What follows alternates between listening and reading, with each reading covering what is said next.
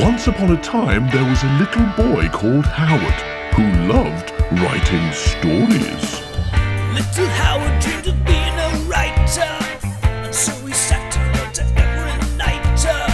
But everything he wrote was fucking shite, yeah. Wubba-dubba-doo, wubba-dubba-doo. Worst writer in the world, worst writer in the world, worst writer in the world, worst writer in the world. He's a stupid, suck-ass, rubbish writer. Welcome to the worst writer in the world with me, Rufus, and Howard, who is here, aren't you, Howard? That's right, yes. And he certainly isn't in Coville visiting his family because we forgot we needed to record this intro.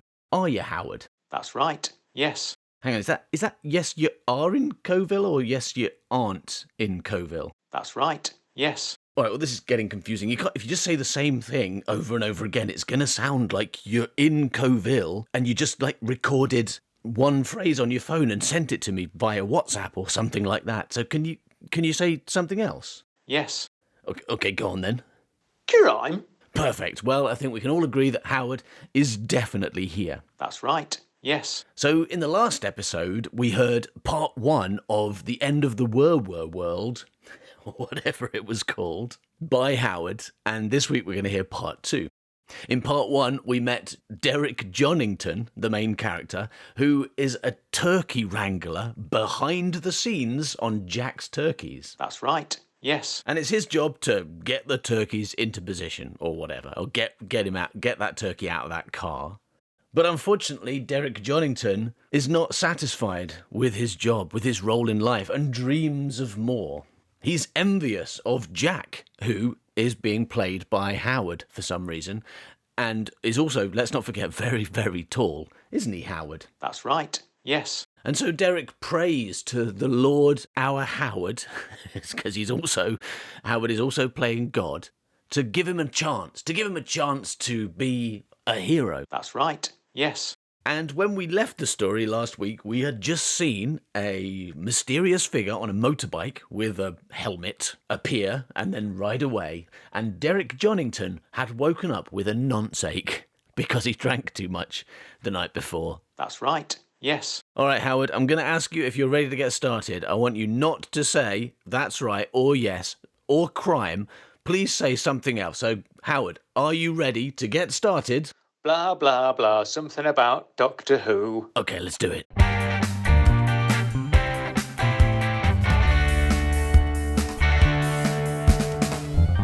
Derek awoke the following morning, his head pounding from too much of Santa's whiskey.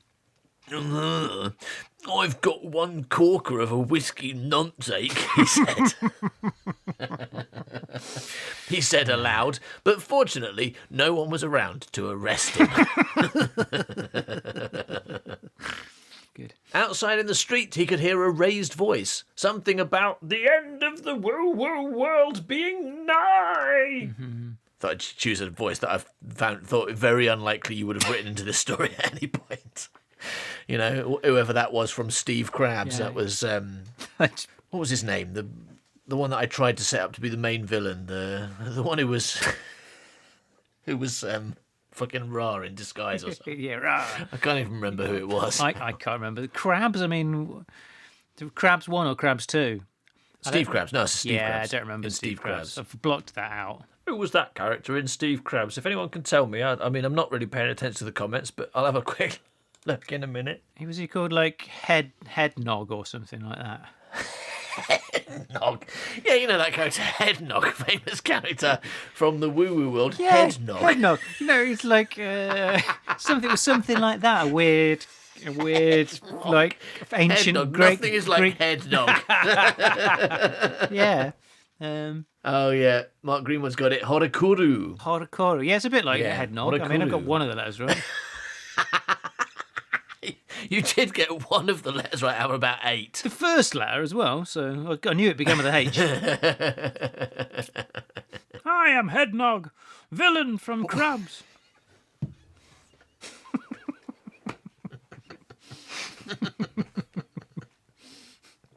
I've got to admit, I having invented the character, I've got to admit, I'm now starting to regret not calling him Headnog, because Horikoru is a rubbish name compared to Headnog. Boy, it wasn't. Especially when you say, I am Headnog, the main villain from Crabs. That's fucking brilliant. Wasn't Horikoru based on actual? Wasn't Horikoru a real name from Greek mythology or something? No, I don't think so. No, it was a real. It was a real god who then got. But I think I just. I'm not sure, but I think I just invented the name Horikoru, but I'm not sure. Well, I mean, yeah, or maybe it would have been a more sustainable villain if he'd only been called Headnog. Well, he's probably going to turn up in this story later, then, isn't he? In the next chapter of this story, it's all about Headnog. Of course, yeah. New main villain Headnog. Well, I mean, like, we don't know who. There is no main villain yet, so it could be Headnog. It could be Headnog. Well, he's out in the street right now shouting the end of the WuWuWorld is nigh. Yeah. So threatening, maybe isn't it? That's because he's going to destroy it. Yeah. Because I'm going to destroy it. I am Headnog. Fucking me, Headnog. Fucking hell. Cower before Headnog. So, he dragged himself out from under his pickle witch bedspread and swung open his window.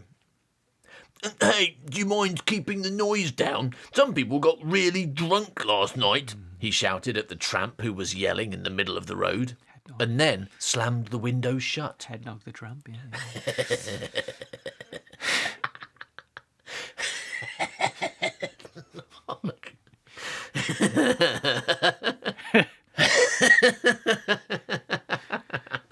Well, at least we know how memorable how reliable my memory is, not how memorable my reliable is. We know both. Yeah. We know both. The answer is not very for both. Yeah. Just think back to the character from just a year ago. Headnog? Yeah, from the last book we did, it would be a year ago, you're right. Was it Headnog? Was it? No, not even remotely. But it is now. Yeah, I mean, an enormous amount of the stuff that makes us laugh and the stuff that, we, persist with is just you getting stuff wrong and then us laughing. It's lucky that your memory isn't better, because we'd have so fewer jokes if it were. If you'd known the name of Horikoru, we wouldn't have had all this fun with Headnog. That'd be a real tragedy. Noticing the time, Derek sighed and trudged into the bathroom. Here he took a moment to check his sink was empty, so he knew that there was intimacy. And then he did his daily vocal warm-up. You loser. A very important part of being a turkey wrangler. All right, so he's going to do his vocal warm-up. Yeah. Okay. He said first, probably. A proper cup of coffee in a proper coffee pot, he said, almost getting it wrong. She stood upon... She stood upon the balustraded balcony, inexplicably mimicking him hiccuping, whilst amicably welcoming him. Brilliant. And the... Why does it say and the? It's and then. Oh, and then, okay, and then... You need New York. Unique New York. You know you need unique New York. Yeah, I learned how to cheat with that one from you, because if you say New York like a British person, then it's more difficult. But if you say New York, then it's easier. Oh, yeah, well done. When he had done this first time with absolutely no fuck-ups, Derek Jonington shaved. As he removed the stubble from his chinny chin, he heard the sound of approaching sirens, and presently blue lights winked past. Uh-oh, they found out that he's got nonsake. Yeah. Oh, no. Strange, he thought. There weren't any pigs in Jack's turkeys. I'm doing a bit of a joke there. Apart from that boar. But then sometimes, he noted, that the police from Smith and the Gate would... so I'm not supposed to be doing this in his voice, right? It's not written to be done in his voice. All right. Strange, he thought. There weren't any pigs in Jack's turkeys, apart from that boar. But then, sometimes, he noted, that the police from Smith... that That is just... But then sometimes it's a good sentence. He noted, the police from Smith and the Gate would take the scenic route on the way to the sewers, so it was probably just them. I wish I was a policeman, he said to his now clean-shaven reflection. Instead of a turkey wrangler, I already have a drinking problem, so I'd be a proper maverick, he mused. I tell you what's difficult, right, is actually having the sounds like in the script. I'm not used to that, because obviously I do that a lot when reading your stuff with this voice, but I had them. They're not there in the script. Normally I had them, but now they're here, and they're like, and I'm not ready for them at all. He pretended his toothbrush was a gun. Stay where you are. I'm DCI Jonington. You have the right to remain a turkey. Any gobble-gobble sounds you make may be taken down and used in evidence against you. You're banged to rights. Where you're going, you'll get stuffed every day, mate. He nodded happily with himself. Then he showered, dressed, had turkey eggs on toast, put on his winter woolies, and headed out to start wrangling.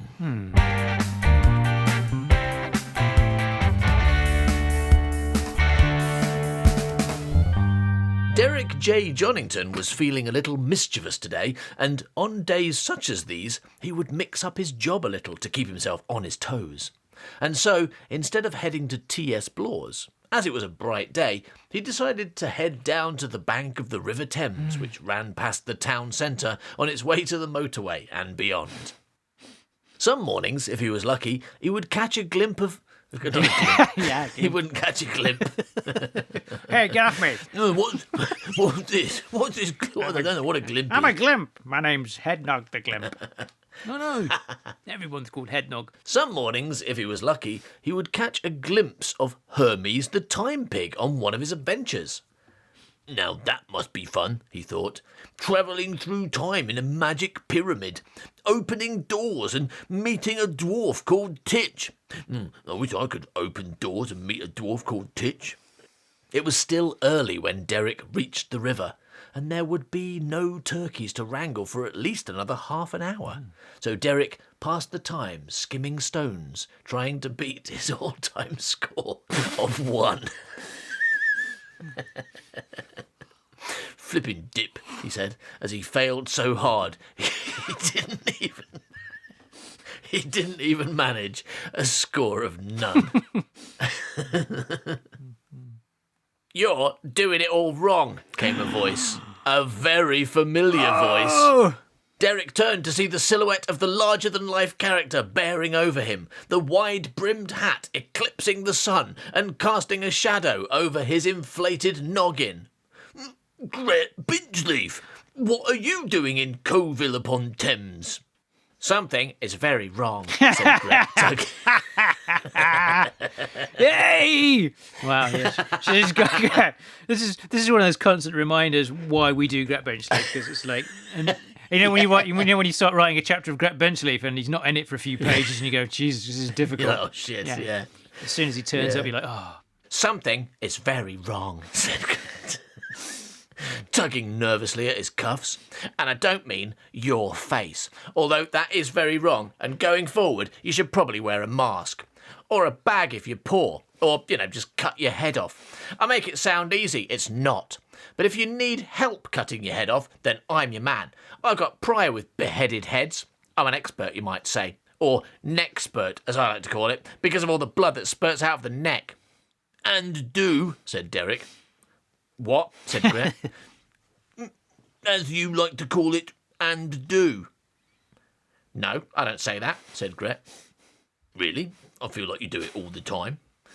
No, but I'll tell you what I think. I think if you cut one leg off a dog, it can still walk. Cut 2 legs off a dog, it needs wheels. Cut all its legs off, that's not a dog anymore. That's a rug. I also think the WuWuWorld is broken, and somebody needs to fix it before it completely collapses. What's wrong with the WuWuWorld? The thing is, you wrote it that he would say it differently. Yeah. You wrote that on purpose. Yeah. Right, so that's what's happening here. Yeah. Just told you, broken. Yeah, but More specifically? An explosion in the distant distance rocked the silence of the riverside, and startled birds made for the sky. What was that? Said Derek, alarmed. Guess, said Gret. A strontium building? No, a big drill. Gremlin genocide. Wait, the fall of Hemlock Chase. Wrong. It's the villains, Derek. They've gone off book. Off book? They're changing all the stories with their own rewrites. Oh my God. Rewrites? Rewrites. But the first and only rule of the WuWuWorld is no rewrites. They don't care about rules, Derek. They're doing what they like. Illegal crossovers, character shipping, puns, people turning out to be ghosts all along. Murdering.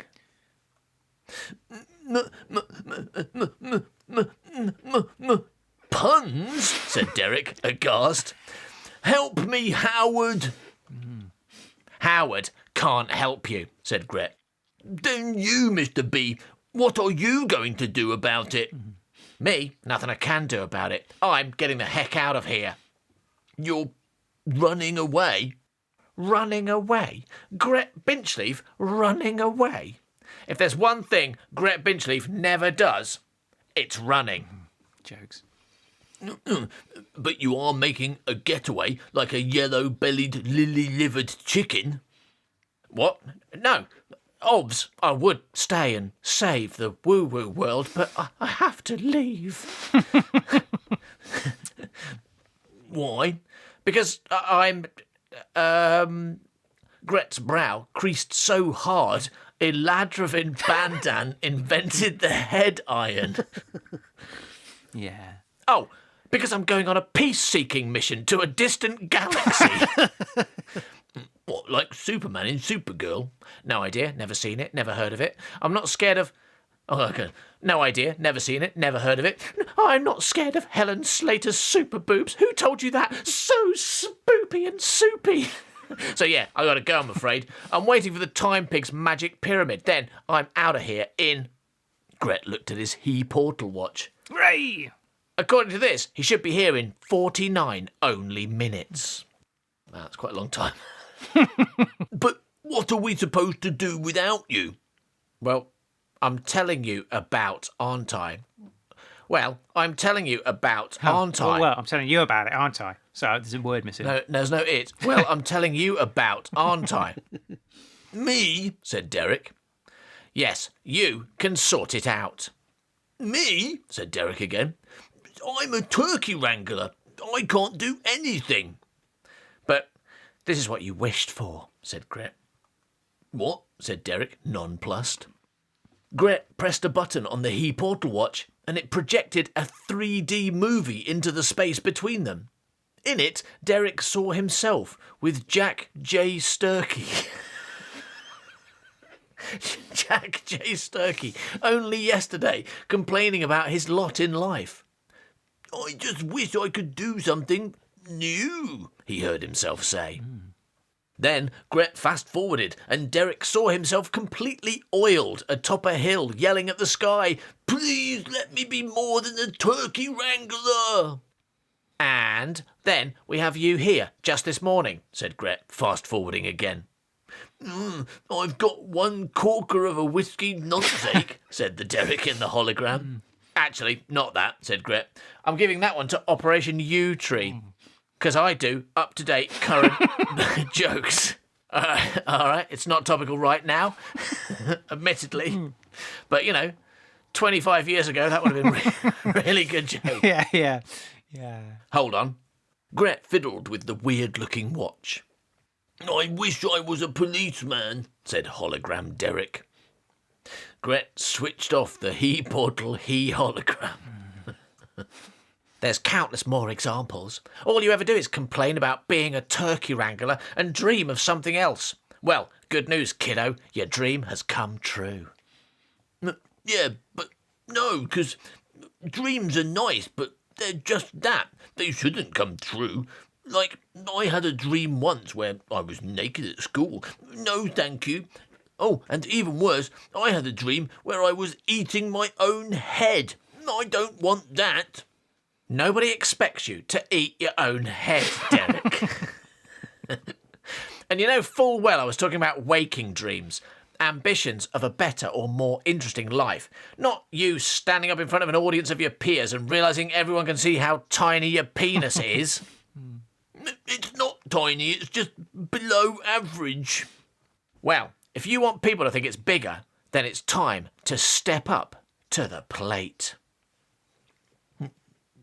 Do you mean bowl? I think you mean bowl. Time to knuckle down, apply yourself, finally become the hero you fantasize about and save the woo-woo world. You, Derek, you are the chosen one. Ooh. Me?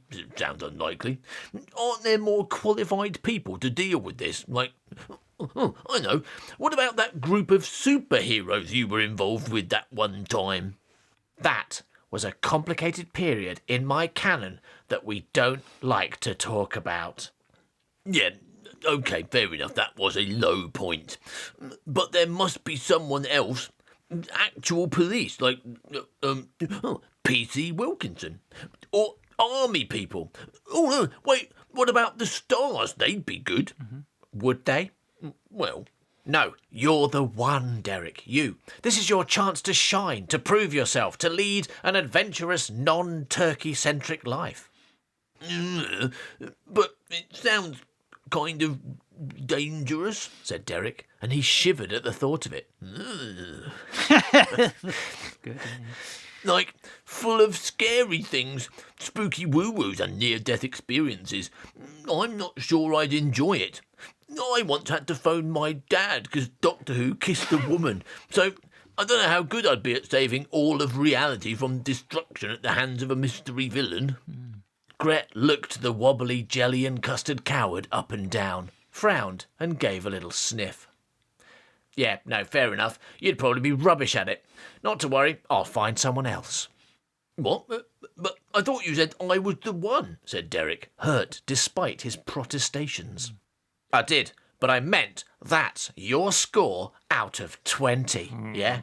1 out of 20. That's the lowest score you can get. That's worse than Robert Woodward. In case there's any confusion. Cool burn, Gret, you suck, Derek. Now, toddle along. You're spoiling the view, you utterly pointless turkey prat.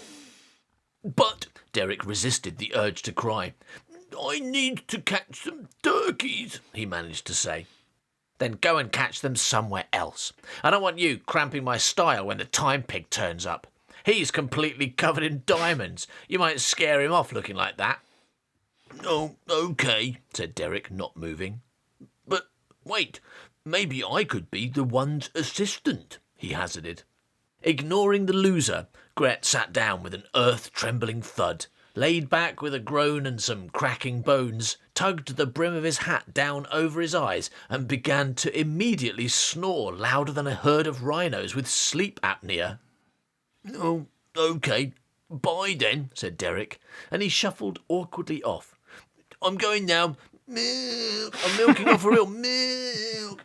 And as a tear rolled down his stupid cheek, he said, I guess I'll just head back to Jack's home. I don't understand. That's written in a way like I'm meant to say it a particular way. Yeah.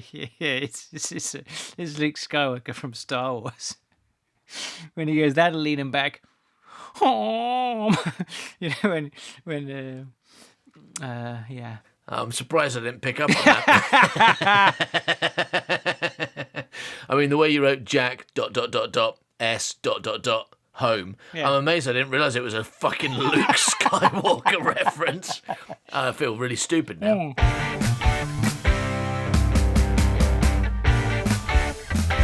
Well, me and Howard, who is definitely here, aren't you, Howard? That's right. Yes. Hope you're enjoying this episode of The Worst Writer in the World. Crime? I'd like to tell you now about some free stuff that you can get completely for free without any commitment or any payment method whatsoever. Because recently we made a bunch of episodes on our Patreon completely free. I think there's about 18 of them or something. There's a lot. Anyway, and all you have to do is sign up as a free member. And the only thing you need to do that is have an email address. You just sign up with an email address. No payment details are necessary. And once you join us as a free member, you get access to these episodes, including chapter 1 of all the different Gret Binchleaf stories. So if you want to listen to the first chapter of The Adventure of the Time-Bending Men, or Murder on the Melon Express, or Steve Krabs and the Adventure of Making Crabs Go Big, then you can for free. And there's also a couple of episodes of the Secret Gang podcast on there. I mean, together they make up about just 2 hours of listening. There's a Mr. Fluck cast, a different one to the one we released on here. There's an episode of the Mike and Brian tapes, and that's half an hour of Mike and Brian talking to each other. That's, like, in Howard's opinion, that's the best thing we've ever done, isn't it, Howard? That's right. Yes. And you can go and have a look at what's available without even signing up, without even putting an email address in, by going to patreon.com/manbycow/collections and choosing free members. Then, if you do sign up, you'll get access to all the episodes that you can see there. La vegetables. Anyway, that's enough me talking about free stuff. Let's get back to the end of the WuWuWorld. Shall we, Howard? That's right. Yes.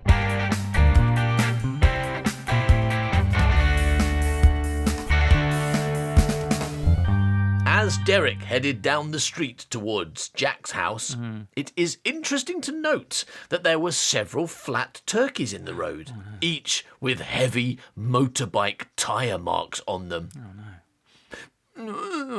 Said Derek in shock and sadness. "Barbecue turkey, is that you?"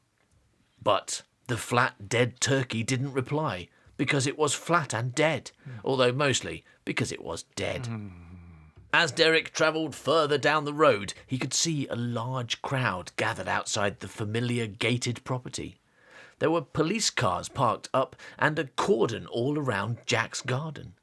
Everybody was talking animatedly, especially the animated characters, and some people were crying.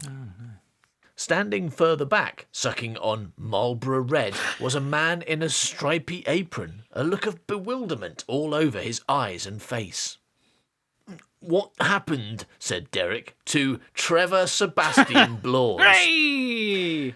Ah, Derek, there you are. Good heavens, quite a big shocker, what? Big and shocking shocker, if ever a shock there was. What's going on? You've not heard? No, what happened? Derek said again. Shocking, truly shocking. What's happened, Trevor? It's Jack, actually, said Trevor. Jack? What about Jack? Is Jack? Oh, it's Jack, actually, said Trevor. So he's not saying my name's Jack. He's saying it's Jack. No. Okay, yeah, that's confusing. Yeah, it's very confusing. Right. So it's Jack, almost over. It's just almost at the end. Jack, what about Jack? Is Jack safe? Is he all right? And at that precise moment in time, the crowd parted to let the paramedics through. They were carrying between them a stretcher, and on it was the still smoking, barbecued corpse of Jack. No! Cried Derek as he fell to his knees. Can't cry no and fall to your knees, Derek, said Trevor. Need to keep a stiff upper lip. A stiff upper lip, that's not what it says. Need to keep a stiff upper lip. Come on, Derek, get a stiff upper lip out. Come on. No, what you've got to do is keep a stiff upper lip. Keep calm and carry on. Doing nothing and letting the world collapse around you is the British way. Yes! Not today, it isn't, said Derek suddenly. Then, what time is it?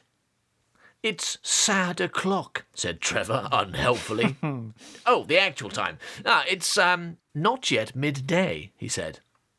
Derek pulled himself to his feet, is a weird way of saying he stood up. He is right, though. True. It is, yeah. Then it might not be too late, said Derek, in a tone that would have been heroic if he hadn't just knelt in a dead turkey. And with that, Derek started running. Trevor called after him. Where are you going, Derek? I need to catch Gret Binchleaf before he leaves with the time pig, Derek called back. Can't catch Gret Pinchleaf before he leaves with the time pig, Trevor shouted back, but Derek was gone.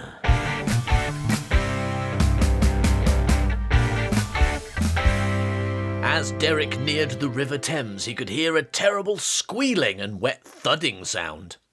As he cleared the rise, he found Gret Pinchleaf beating Hermes the pig to death with a boulder. "Gret, what are you doing?" said Derek. "I'm killing this pig," said Gret. "Have you gone off book too? Are you a villain now?" cried Derek, the tears stinging his eyeballs. Hermes gave a final squeal and died. Gret wiped the blood from his brow. "Listen, kid, I've never been on book, and I've always been a villain, but, like Loki or something. One of those villains with a redemption arc, so I can do a genocide, but it's okay. People still like me. I'm one of the good guys, somehow. Nobody can explain it, maybe because of my cheeky smile." Gret smiled, and although there was a considerable amount of cheek involved, cheeky was not an appropriate adjective. "So, why did you kill Hermes the pig? Was he evil?" Gret started pulling all the diamonds off the pork carcass. "No, he was a pig. Pigs can't be evil. They can taste pretty bad if they go off, but they don't do that on purpose." At least, I don't think they do. Howard knows. "So why then? Why kill poor Hermes the pig? I thought you wanted to hitch a lift in his magic pyramid." "What? That thing? Hell no. I have my own transport," said Gret, pointing. Parked in a tree was a DeLorean. Parked in a tree. Yeah. "It's a time car," said Gret, sounding very pleased with himself. "But it's running low on fuel, and its fuel is, yes, you guessed it, diamonds. So I just had to beat the pig to death to get its diamonds," said Gret. "So I had a reason, so it's okay." And, having collected all the diamonds, Gret poured them into the DeLorean's fuel tank. Hooray! "Tasty diamonds, Michael," said the DeLorean. "Shut up, Kit," said Gret to the car. Besides,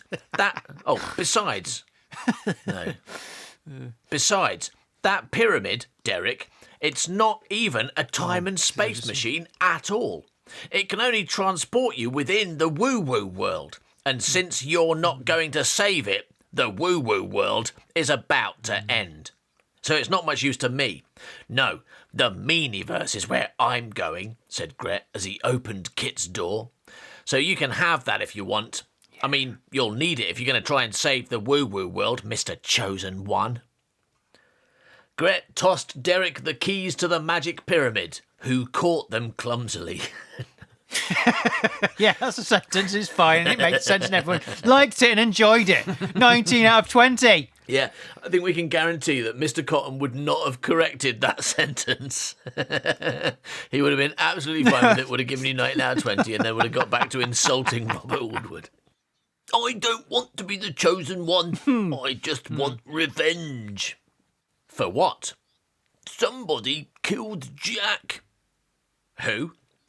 "Jack. He was my only friend." "You know what that means then," said Gret. "No, what does it mean?" said Derek. "That you're a friendless loser," said Gret. "Lol, joking. No, what it means is that having refused the call to adventure, a new twist was introduced, forcing you to accept the call to adventure. It's pretty standard structure.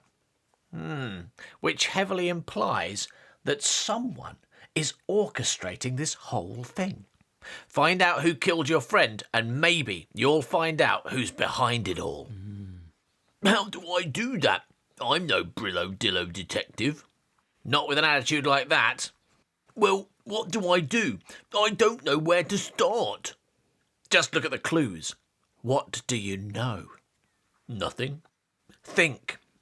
"Of what?" "Anything out of the unusual." That's right, anything out of the unusual. Or, to put it another way, anything normal.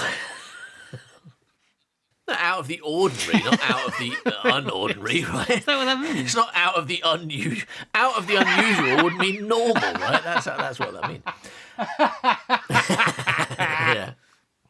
Yeah. Yeah, but that's what it's supposed to mean. You're looking for something normal. That's a dead giveaway. I mean, that makes sense because anything out of the unusual, and then Derek says motorbike tracks, and that's quite normal. That is quite normal. Okay. There were motorbike tracks at the murder scene. Exactly, Quite a few flat turkeys. Okay, anything else? Derek shrugged. What about Jack? Why would anybody want to kill him? I don't know. He was just a kid. Just a very tall kid. Good penis too, really good penis. He was good at bricks. So, whoever did it rides a motorbike and doesn't like tall children. I'm stumped. Could be anyone. You've got your work cut out for you. Good luck. Oh, and take one of these. Might come in handy. Gret tossed Derek a black rubber thing. If you eat it, you can win any fight. Right, got to split. I need to go do a stealth sequel to The Adventure of the Time-Bending Men, apparently. Catch you later, milk!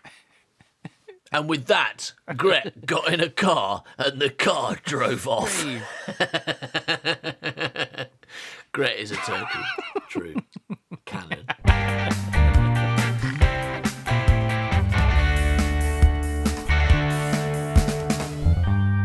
Presently, Derek stood in the main control room of the Magic Pyramid. On the west wall was the scanner screen, allowing Derek to see what lay outside. On the north wall was the exit, allowing Derek to think twice.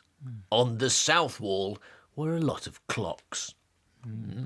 Very impressive clocks, said Derek. That proves it's a proper time machine. On the east wall was a locked door. I wonder what's in there, said Derek. And it says, let's get distracted by that. In the centre of the room was the control console, which allowed the pilot to travel through the WuWuWorld. But unlike a typical vehicle, or even a typical TARDIS for that matter, the control console was incredibly simple, and at one time only offered 3 choices of destination. Welcome, you are Derek Jonington, said the ship's computer. Is that a reasonable voice for that? That's correct. That's the one I had in my head, yeah. Cool. I am. Amazing. How did you know? Said Derek. You are just an ordinary turkey wrangler. Amazing. You know everything. But one day, the WuWuWorld is threatened by a mysterious villain, and only you can stop them, continued the computer. If you don't stop them, all of the citizens of the WuWuWorld will be forced to marry an evil wizard and have their heads cut off, probably. Wait, what? Stepping inside your magic pyramid, you prepare for the journey ahead. The control console is incredibly simple and at any one time only offers 3 choices of destination. So, Derek J. Jonington, the chosen one, the time has come to make your choice. Do you wish to go to Mother Holler 1625, a motorway service station circa 1989, or will you go to Password Palace? Little Howard dreamed of being a writer, and so he sat and wrote every night. But everything he wrote was fucking shite, yeah. Wubba-dubba-doo, wubba-dubba-doo. Worst writer in the world. Worst writer in the world. Worst writer in the world. Worst writer in the world.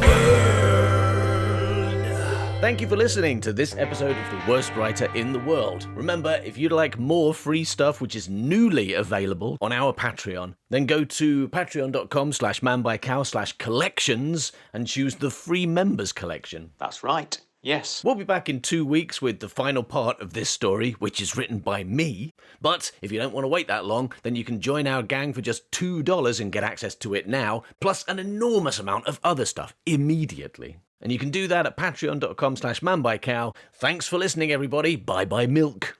Milk. He's a stupid, suck-ass, rubbish writer. Yeah.